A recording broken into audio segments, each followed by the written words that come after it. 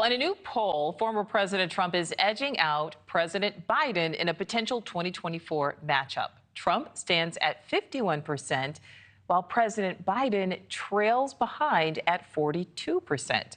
It comes as President Biden's overall approval rating is in hot water between handling the economy and immigration.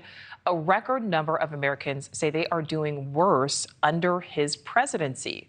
All right, we bring in now Julia Manchester, national politics reporter with our partners at The Hill. Julia, thanks for being with us.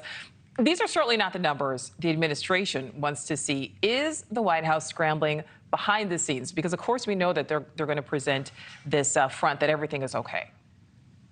Yeah, Nichole, when you look at this poll, I think it's important to point out that this is a bit of an outlier. Most polls show a much tighter race between President Trump and President Biden. This 10-point lead that President Trump has is not necessarily what we're seeing on average. However, it goes to show that, I think the Biden team and the Trump team are both, in a way, running in general election mode like they're both behind. So they're trying to do as much as they can to really boost themselves to the general electorate. For Joe Biden right now, that could, be said it's a bit easier for him because he has the bully pulpit of the presidency and he's able to get out there, without necessarily get out in front of the American people without necessarily hitting the campaign trail. But for Donald Trump, even though we have this Republican debate happening this week in Simi Valley, California, he's running like he's the front runner in that primary, going to speak to UAW workers in Michigan later this week, actually the same day as that debate. We know that President Biden is also speaking to them as well. So here are two men with very strong general election strategies who are running like this is a close race. And Julia, we know that President Biden really largely based his decision to run for re-election because he could, beat Trump. Is there now a chance someone else ends up getting the Democratic nomination? Again, I know this is only one poll.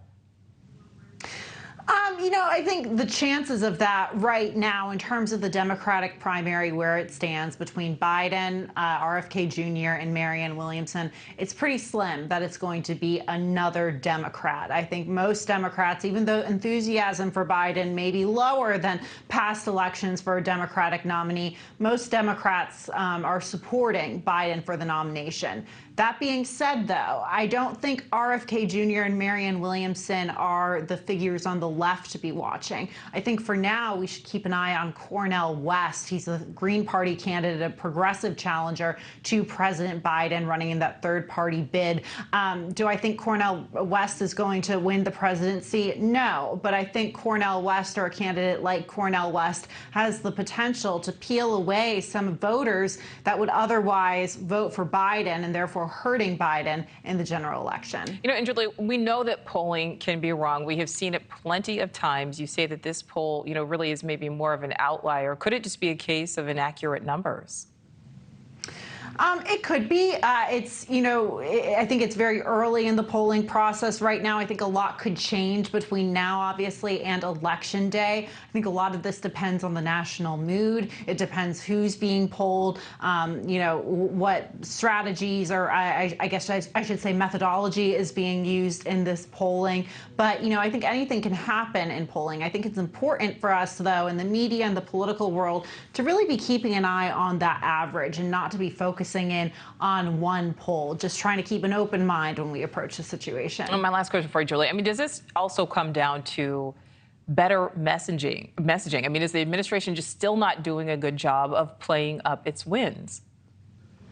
It's hard for the administration right now because the national mood is so low and Americans feel that the country is headed in the wrong direction. So, I think the administration is trying to do that, particularly with the economy and touting unemployment numbers. But, that's not necessarily being felt by Americans in their pocketbooks. And also, I think there's just in general on both sides of the aisle and in the center, sort of this, dampening enthusiasm, this fatigue for politics that I think it's going to be difficult for, both parties to overcome. All right, yeah, we will certainly see what happens. Julia Manchester, as always, thank you. Thank you for watching. Go to newsnationnow.com to find News Nation on your television provider. And don't forget to click the red subscribe button below to get more of News Nation's fact-driven, unbiased coverage.